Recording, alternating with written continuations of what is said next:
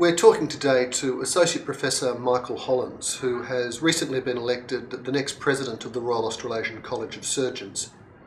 Associate Professor Hollands will take over as President from the incumbent, Mr. Ian Civil, at the College's annual General Meeting, which will be held in the context of our annual Scientific Congress in Kuala Lumpur, Malaysia in May. Michael, congratulations on your election as President. Thanks, Michael. A little bit daunting, but I'm really looking forward to the challenge. Michael, tell our viewers a bit about your past leadership roles with the College. Sure, Michael. I've been involved in the College in different ways for about 20 years. From memory, I think my first leadership role was probably as an instructor in the EMST course back in 1990. I think I was on the second EMST instructor course. From there, I eventually became a course director and then got on the EMST committee. In due course, I became chairman of that committee, and I was chairman for 6 years. I've been involved with the state committee. I was secretary and treasurer of the committee before becoming the chairman of the committee.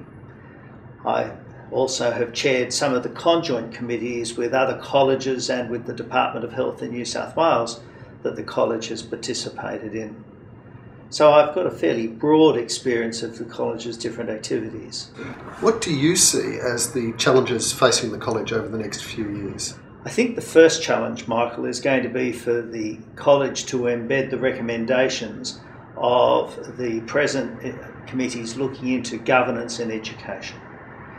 This immediately reflects on our relationship with the different surgical societies with whom we work and of whom most fellows are members. I think that's going to take up most of Council's thinking time over the next 12 months. But we do have a strategic weekend planned, and I hope that we will use that weekend not only to address those issues, but also to look into the future and see where we should be placed in, for example, 10 years' time. Reform of the public health system is a big challenge facing surgeons and surgery. What do you see as the key to success here? I think what we need to do is develop a relationship of trust with government and its agencies.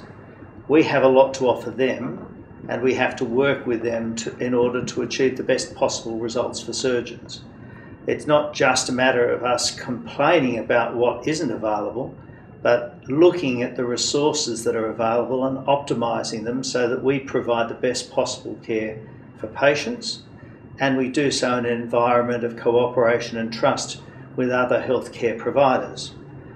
We were talking a few minutes ago about where I see the college going. I would like to see the college much more in the space of healthcare policy and implementation, because I believe we have a lot to offer in that respect, and I think that's something that we need to develop over the next couple of years.